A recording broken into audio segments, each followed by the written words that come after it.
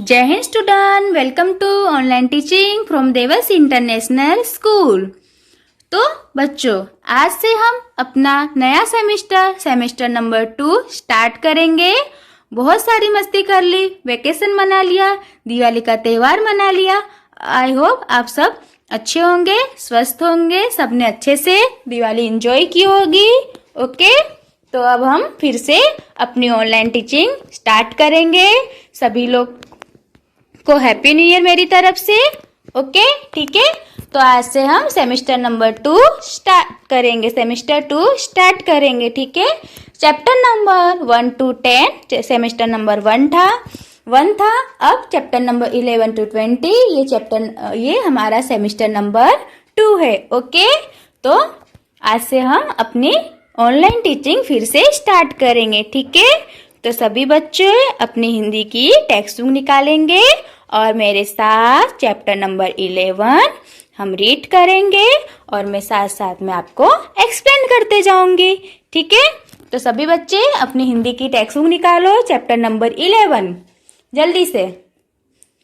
तो सभी बच्चों ने अपनी हिंदी की टेक्स्ट बुक निकाल ली। चैप्टर नंबर 11 चालाक भेड़। क्या है हमारे चैप्टर का नाम? चालाक भेड़। ओके, तो मैं यहाँ पे चैप्टर रीड कर रही हूँ और साथ साथ में आपको एक्सप्लेन भी करूंगी। ठीक है, तो सभी बच्चों का ध्यान अपनी अपनी टेक्स्ट बुक में होना चाहिए। ठीक है, चैप्टर नंबर 11 चालाक भेड़। ठीक है, अब देखो मेरे साथ साथ आपको भी रीड करना है और मैं आपको साथ साथ में समझाते भी जाऊंगी इस चैप्टर को। ठीक है, किसी गांव में एक गरेड़िया रहता था। गरेड़िया यानी कि जो भेड़ बकरियों को चलाता है, जो भेड़ों को बकरियों को चलाता है, वो उसे हम क्या बोलते हैं? गरेड़िया। ठीक है, उसके पास बहुत सी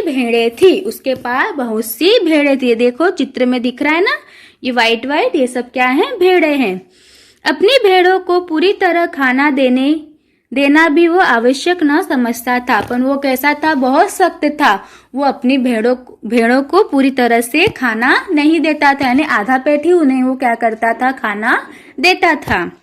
आगे देखते जाओ, सबका ध्यान होना चाहिए।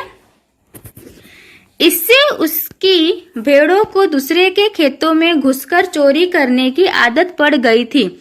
अब देखो, हम पूरा पेट खाना नहीं खाएंगे तो हम क्या करेंगे? कोई भी खाना खाता रहेगा, उसका देखते रहेंगे, उसके टिफिन में खा लेंगे, है ना? ऐसा करते हैं नहीं, पर ये अपनी भेड़ों को क्या करता था? पूरी तरह से भरपेट खाना नहीं देता था। तो इसकी भेड़ें अब भूख लगी है तो पेट भरने के लिए कुछ तो करना पड़ेगा। तो क्या करती थी? दूसरों के खेतों में जाकर घुसकर क्या करती थी? अपने पेट को भरती थी। चोरी करने की उनको आदत पड़ जाती कि दूसरे के खेतों में जाकर खाना खाती थी, यानी घास फूस खाती थी वो।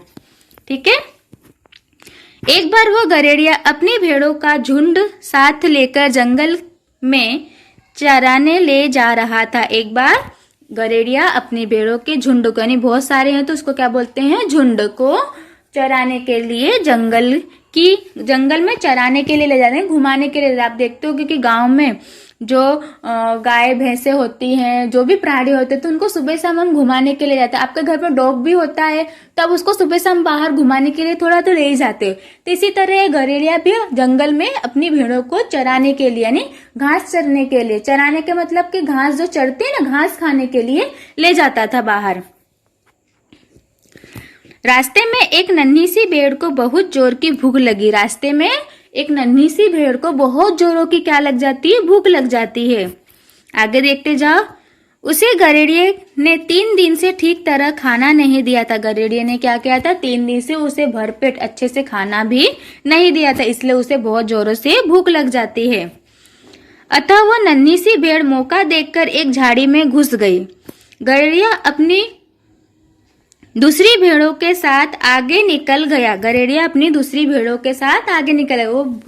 नन्ही सी भेड़ 3 दिन से बहुत भूखी थी। गरेड़िया ने उसे अच्छी तरह से खाना नहीं दिया, तो नन्ही सी भेड़ मौका देखकर एक झाड़ी में क्या हो जाती है? झाड़ी में घुस जाती है, यानी कि छुप जाती है। गरेड़िया अपनी दूसरी भेड़ों के साथ आगे निकल गया, यानी गरेड़िया अपनी भेड़ों के साथ आगे निकल गया। काफी देर बाद नन्ही सी भेड़ आड़ से बाहर निकली और एक खेत में घुस गई। जब गौरैया आगे चला गया, वो देखती है कि अब मेरा जो मालिक है वो क्या होता है, आगे चला गया, तो वो जो जहाँ झाड़ी में छुपी रहती वहां से बाहर निकलती है और एक खेत में घुस जाती है, घुस गई यानी खेत में चली जाती है। बहुत से पौधे खा लेने के बाद वो बाहर आई, यानी बहुत से सारे पौधे, भूख लगी होती बेचारी को तो छुप जाती है, और गौरैया जब आगे चला जाता है तो उस खेत के बहुत सारे जो घास होती वो खा लेती है। तब तक रात का अंधकार पृथ्वी को निगल चुका था, यानी तब तक अंधेरा हो चुका था। रात का अंधकार पृथ्वी को निगल चुका था यानी कि अंधेरा हो चुका था। डर के मारे बेचारी नन्ही सी भेड़ की जान सूख गई। डर के मारे नन्ही सी भेड़ की जान सूख गई। अब अंधेरे में तो हमें भी डर लगता है, तो इसी साथ ही पशु पक्षी प्राणियों को भी डर लगता है। जब तक वो घास खाए तब तक उसे कुछ पता नहीं था, उसने पेट भर के बहुत देर तक घास खाई। जब उसका पेट भर गया तब उसे पता चला कि अंधेरा हो गया। अब वो बेचारी डरने लगी। आगे देखो पेज नंबर 64 पे। उसने सोचा अब जंगली जानवरों के निकलने का समय हो गया। जंगल में क्या होता है, दिन भर कोई जानवर नहीं दिखाई देते हैं, पर जैसे अंधेरा हो जाता है तो सारे जंगली जानवर जंगल में घूमने लगते हैं अपने शिकार के लिए, नहीं कुछ खाने के लिए। दिन भर वो उन्हें पता रहता है कि इंसान आते जाते हैं, पर जब सारे अंधेरा छा जाता है तो सारे जो जंगली प्राणी हैं वो सब भी बाहर निकलने लगते हैं। तो नन्ही सी भेड़ सोचने लगी कि उनका समय हो गया है, अब कोई ना कोई तो आ जाएगा, अब मेरा शिकार होकर रहेगा। हाय मैं क्या करूं। अब क्या सोचती है कि अब तो मेरा शिकार होकर रहेगा, यानी अब कोई ना कोई मुझे खा जाएगा। जंगली जानवर तो खा ही जाते, छोटा सा नन्हा सा बच्चा था भेड़ का, तो वो डर जाती है, बोलती है कि अब कोई ना कोई तो मुझे खा जाएगा, क्योंकि अब सारे जंगली प्राणियों के निकलने का समय हो गया। वो बहुत डर जाती है। उसी समय आकाश में चांद निकला। उसी समय आकाश में चांद निकला।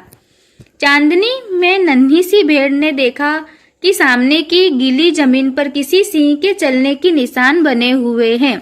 आपको पता है जब आसमान में पूरा चांद दिखता है तो धरती पे नीचे थोड़ा थोड़ा हमें अंधेरे में भी उजाला दिखता है। तब नन्ही सी भेड़ ने देखा, उस उजाले, चांद के उजाले से देखा कि सामने जमीन पर किसी सिंह के चलने की निशान बने हुए। उसने देखा कि जो जंगल का राजा होता है सिंह, शेर बड़ा वाला, वो क्या होता है, उसके चलने के, उसके पैर के निशान उस गीली मिट्टी पे बने हुए होते हैं। साहस ने उसे एक उपाय सूझा, यानी हिम्मत से उसने एक उपाय सोचा, यानी उससे एक आइडिया आता है। ठीक है, आगे देखते जाओ। उसने सोचा क्यों ना इस उपाय को आजमाया जाए, क्यों ना इस उपाय को आजमाए। देखो अब उसके मन में क्या विचार आया हो, इस आगे आगे हमें पता चलता रहेगा। ठीक है, मरना तो है ही, तो क्यों ना जीवित रहने के लिए एक बार कोशिश की जाए। वो बोल रही है कि मरना तो मुझे आज है ही, पर क्यों ना एक कोशिश की जाए कि शायद उसके मन में जो विचार आए उसकी वजह से वो बच जाए। हम बोलते हैं ना कि हम एग्जाम में हमें ऐसा लगता है कि हम कहीं फेल ना हो जाए, डर जाए, पर ऐसा नहीं, हमें मेहनत तो करनी चाहिए, फिर चाहे वो हमारा जो भी परिणाम आता है, पर हमें कभी भी किसी से डरना नहीं चाहिए। ये भेड़ भी ऐसी है। इसने बोला कि अगर हमें मरना तो आज है ही, पर क्यों ना जो मेरे मन में एक आइडिया है उसका उपाय सोचा जाए, कुछ कोशिश करी जाए अपनी जान को बचाने। अगर बच गए तो अच्छा है, नहीं बचे तो कुछ नहीं, पर हमें कोशिश तो करनी चाहिए। नन्ही सी भेड़ सिंह के पद चिन्हों के पास जाकर चुपचाप बैठ गई। नन्ही सी भेड़ सिंह के, यानी जो जंगल का राजा होता है सिंह, उसके पद चिन्ह यानी जो उसके पैर के निशान होते हैं उस निशान के पास में ही जाकर बैठ जाती है। थोड़ी देर में वहां से एक सियार निकला। नन्ही सी भेड़ को देखकर ही उसके मुंह से पानी आ गया। नन्ही सी भेड़ को देखकर उसके मुंह में पानी आ गया। जैसे कोई हमारी फेवरेट चीज होती है, हम उसे देखते हैं तो हमारे मुंह में पानी आता है कि कब इसे पाऊं और फटाक से खा लूं। तो उससे सियार को भी मन में आया कि वाह कितनी छोटी सी प्यारी सी भेड़ है, और उसके मन में उसे खाने का ख्याल आ जाता। उसने सोचा आज तो बढ़िया माल खाने को मिला है, और उसने सोचा वाह आज तो कितना सुंदर भोजन मुझे मिला है, क्योंकि जो जंगली जानवर होते हैं इस छोटे छोटे प्राणी पशुओं को ही वो खाते हैं। ठीक है, नन्ही सी भेड़ के पास जाकर उसने कहा, हाउ आज मैं तुम्हें खाऊंगा। क्या कहा उसने अपनी आवाज में बोला कि हाउ आज तो मैं तुम्हें क्या करूंगा, खाऊंगा। भेड़ बोली, सियार महाशय आप मुझे खाना चाहे तो बखुशी खा सकते हैं। यानी क्या कहा, देखते जाओ और सबका ध्यान हो जाए। क्या कहा कि अगर आप मुझे खाना सकते हो तो आराम से खा लो, खुशी खुशी खा लो, ठीक है। लेकिन जमीन पर बने हुए वनराज की पद चिन्हों को देखिए। क्या बोलती, लेकिन ये देखो जमीन पे किसके निशान बने हुए हैं, सिंह के निशान बने हुए हैं, सिंह के पैरों के निशान बने हुए हैं। वनराज सिंह मुझे कह गए हैं कि तुम यहीं बैठी रहो, मैं आकर तुम्हारा भोजन करूंगा। मैं यहाँ उनकी राह देख रही हूँ।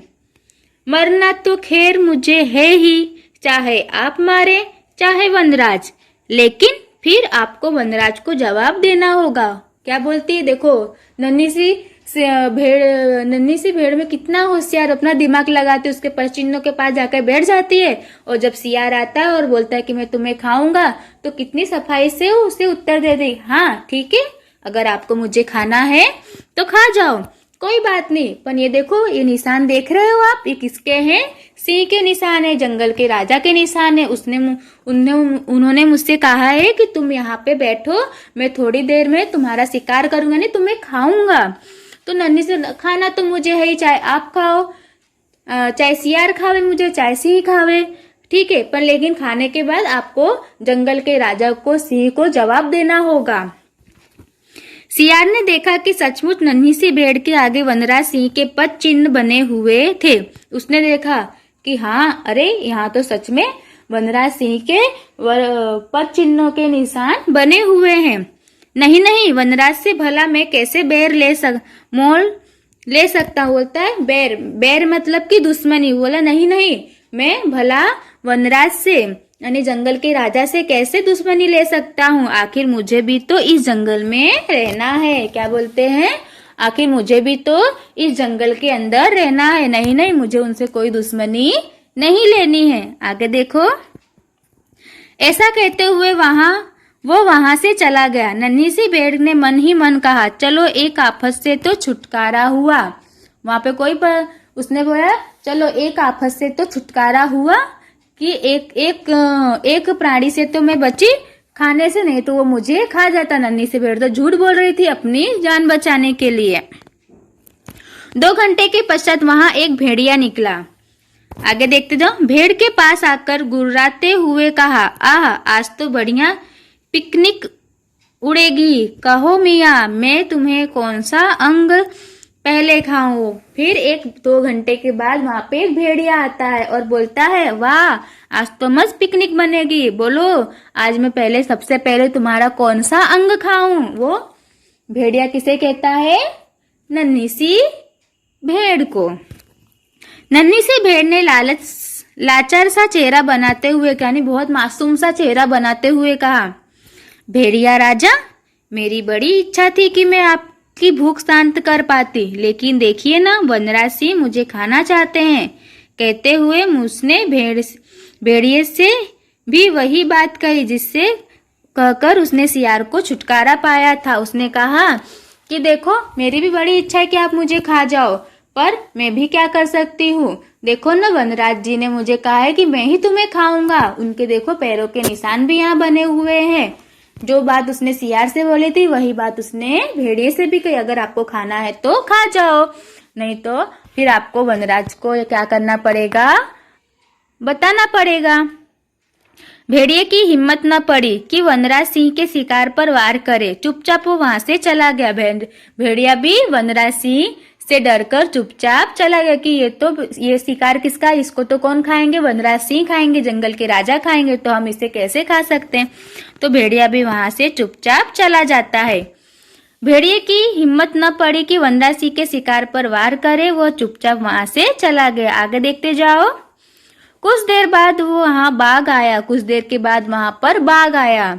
नन्ही सी भेड़ ने उससे भी वही बात कही। बाघ ने सोचा, भाई यह मामला है वनराज का, किसी की बात होती तो मैं परवाह नहीं करता, लेकिन वनराज और वह किसी दूसरी शिकार की खोज में रवाना हो गया। देखो थोड़ी देर के बाद वहां बाघ आता है। बाघ बोलता है कि मैं तुम्हें खाऊंगा, पर फिर भेड़िया जो नन्ही सी भेड़ होती वो फिर से जो सियार से और भेड़िए से बोली होती वही बात वो बाघ को भी बोलती कि आप मुझे खाना चाहते हो तो खा लो, पर मुझे वनराज सिंह खाने वाले, वो थोड़ी देर में आते ही होंगे, वो मुझे यहाँ पर बैठा कर गए हुए हैं। तो बाघ बोलता है अच्छा कोई दूसरा कोई होता तो मैं खा भी लेता, पर वनराज सिंह की बात है, ठीक है चलो मैं कोई दूसरा शिकार देख लेता, नहीं कुछ दूसरे प्राणी को खाने का देख लेता। वो भी वहां से चला जाता। कौन कौन गया? सियार, भेड़िया और कौन गया? बाघ। नन्ही सी भेड़, पर वनराज तो वहां पर आया ही नहीं था, वो तो खाली उसके पैर के चिन्ह के निशान थे और वो वहां पे बैठी थी। क्यों? सिर्फ क्योंकि सुबह कैसे भी सुबह हो जाए और वो अपनी जान बचा पाए। वो तो सिर्फ अपनी युक्ति जो उसे मन में आइडिया आया था वो आइडिया वहां पे उपयोग कर रही थी वो। और उसके बाद वहां स्वयं वनराज, नन्ही सी भेड़ पहले तो बहुत घबराए, देखो, और उसके बाद तो सच में जिससे वो सबसे झूठ बोलती रही कि वनराज मुझे खाएंगे, अब तो वनराज भी वहां आ जाता है, यानी सिंह भी वहां आ जाता है। नन्ही सी भेड़ पहले तो बहुत घबराई, हाय अब मैं क्या करूं, यानी पहले तो वो बोलती कि मुझे वनराज खाएगा, अब वनराज आएगा तो अब उसे क्या बोलेगी, देखो अब उस सिंह को क्या बोलती है आगे देखेंगे। लेकिन ऐसे मौके पर एक उपाय बिजली की तरह उसके दिमाग में कोधा, यानी उसके दिमाग में जैसे ही वनराज सिंह को देखती पहले तो थोड़ा सा डर जाती, पर फिर से तुरंत ही उसके मन में एक फटाफट सा आइडिया आ जाता है। वनराज ने जब उससे कहा मुझे भूख लगी है मैं तुम्हें खाऊंगा, तो उसने विनीत स्वर में कहा महाराज आप तो अपने पद चिन्हों से भी गए गुजरे हैं, क्या आपके पद चिन्हों ने 3 बार मेरी जान बचाई और एक आप हो कि मेरी जान लेने पर तुले हुए। उसने कहा अरे महाराज आप तो जंगल के राजा हो और आप तो अपने पद चिन्ह ने आपके अपने पैरों के निशान से भी खराब हो, आपके पैरों के निशान ने मुझे 3 जानवरों से बचाया, पर और आप मुझे स्वयं खाना चाहते हो, आप तो अपने पद चिन्हों से भी यानी अपने चिन्हों से भी खराब हो कि मैं आपके चिन्हों के बजाय 3 बार बची हूँ, लेकिन अब आप मुझे स्वयं खाना चाहते हो, मेरी जान लेने पे तुले हुए हो। पूरी कहानी सुनकर वनराज सिंह भेड़ की चालाकी से बहुत खुश हुआ। उसने तो वनराज सिंह ने उससे पूछा होगा कि कैसे मैंने तुम्हें बचाया, कैसे मेरे पद चिन्ह ने बचा, तो उसने सब कुछ उस सिंह को बता दिया, जंगल के राजा को बता दिया कि पहले सियार आया, फिर भेड़िया आया, फिर बाघ आया, मैंने उनको आपके नाम से डरा दिया था।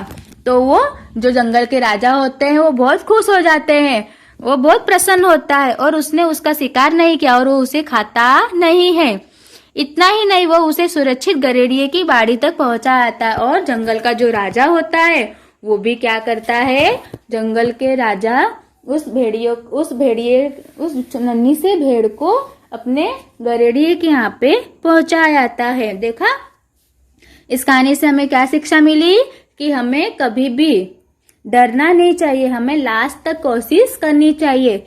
हम ऐसा सोचते हैं कि नहीं मुझसे ये नहीं होगा, अगर किसी को पता चला तो क्या होगा, मैं नहीं कर पाऊंगा, पर नहीं, हमें अपने बचाव के लिए, अपनी कोशिश के लिए हमेशा लास्ट तक लड़ना चाहिए। हम सब कुछ कर सकते हैं, हमें अपनी बुद्धि का, अपने दिमाग का सही समय पे उपयोग करना चाहिए और हमेशा अपनी रक्षा करनी चाहिए। कभी भी पहले से हमें डर जाना नहीं चाहिए। अगर नन्ही सी भेड़ पहले ही सियार के आने पे डर जाती तो क्या होता, सियार उसे तुरंत खा जाता था, पर उसने अपने दिमाग का उपयोग किया, सियार से बची, भेड़िए से बची, बाघ से बची और वनराज से भी बचकर, और वनराज उससे खुश भी होते हैं और उसे उसके घर तक पहुंचाते हैं। तो समझ में आया, हमें कभी भी कोशिश नहीं हारनी चाहिए, हमेशा कोशिश करते रहना चाहिए। ठीक है, आपको स्टोरी समझ में आई।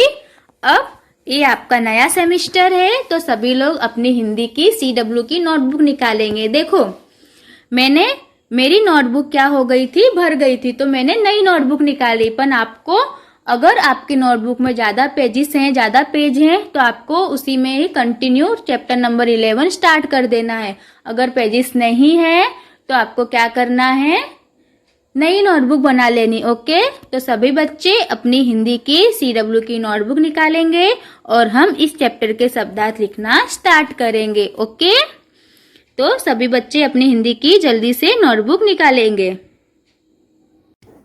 तो सभी बच्चों ने अपनी हिंदी की CW की नोटबुक निकाल ली।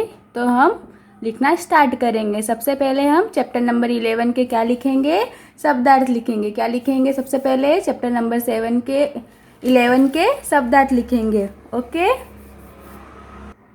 उससे पहले हम क्या करेंगे, हम हमेशा क्या करते थे, इंडेक्स में लिखते थे ना। देखो यहाँ पे मेरी नोटबुक क्या हो गई है, भर गई है, तो मैंने नई नोटबुक बनाई। पर आपको नई नोटबुक नहीं बनानी। अगर आपकी नोटबुक पूरी नहीं हुई है तो आप उसी नोटबुक में आगे लिख सकते हो। ठीक है, हम चैप्टर नंबर 11 लिखेंगे। तो सबसे पहले हम क्या लिखते थे, इंडेक्स में। तो यहाँ पे लिखेंगे 1, यहाँ पे डेट डालेंगे, यहाँ पे लिखेंगे chapter number 11। Okay, chapter number 11 का क्या नाम पढ़ा हमने, चालाक भेड़। क्या पढ़ा हमने, चालाक भेड़। ओके, समझ में आया। हमने इंडेक्स में लिखा। अब हम न्यू पेज पे स्टार्ट करेंगे। मैंने पहले ही कहा है, अगर आपकी नोटबुक भरी नहीं हुई है तो आपको नई नोटबुक में नहीं लिखना है, उसी नोटबुक में लिखना है। कंटिन्यू आगे हम लिखते जाएंगे। चैप्टर नंबर 9 चलाया था मैंने, फिर चैप्टर नंबर 10 हमारा क्या था, ओरल था। तो हम चैप्टर नंबर 11 लिखेंगे। यहाँ पे जैसे हम हमेशा लिखते थे, यहाँ पे डालेंगे हम अपनी आज की डेट डालेंगे। सभी ने डाली डेट। यहाँ पे लिखेंगे चैप्टर नंबर 11। ओके, क्या है चैप्टर का नाम, चालाक भेड़। क्या है चैप्टर का नाम, चालाक भेड़। ओके, यहाँ पे स्टार करेंगे, लिखेंगे शब्दार्थ।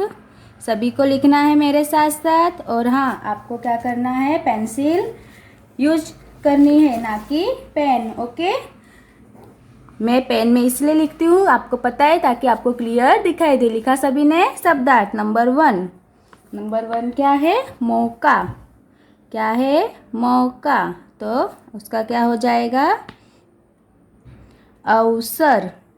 लिखो सभी लोग, अवसर। लिखा सभी ने। नंबर 1 लिखा सभी ने, लिखो नंबर 2, सहसा। सहसा क्या हो जाएगा, सहसा का अचानक। अचानक। ओके, नंबर 3 है खुशी। खुशी यानी खुशी के साथ। खुशी के साथ। ओके, नंबर 4 है पद चिन्ह यानी क्या होता है, पैरों के निशान। क्या होगा, पैरों के निशान। तो लिखो यहाँ पे पैरों के निशान। लिखा सभी ने, पैरों के निशान। ओके, नंबर 5 लिखो सभी लोग मेरे साथ साथ, बैर का क्या हो जाएगा, दुश्मनी। बैर का क्या हो जाएगा, दुश्मनी। नंबर 6 है आफत। नंबर 6 लिखो, आफत। आफत का हो जाएगा मुसीबत। आफत का हो जाएगा मुसीबत। नंबर 7 है पश्चात। पश्चात यानी बाद। ओके, समझ में आया। लिखा सभी ने। तो यहाँ पर हमने चैप्टर नंबर 11 मैंने आपको एक्सप्लेन किया और हमने साथ में उसके शब्दार्थ लिखे हैं। ओके, तो आज का लेक्चर मैं यहाँ पे फिनिश करती हूँ। आपको होमवर्क में क्या करना है, इस चैप्टर को 1 टाइम अच्छे से रीड करना है। ठीक है, मैं नेक्स्ट लेक्चर में हम क्या करेंगे, नोटबुक और टेक्स्ट बुक के पोर्शन लिखेंगे। ओके, तब तक आज का लेक्चर मैं यहाँ पे फिनिश करती हूँ। ओके, जय हिंद।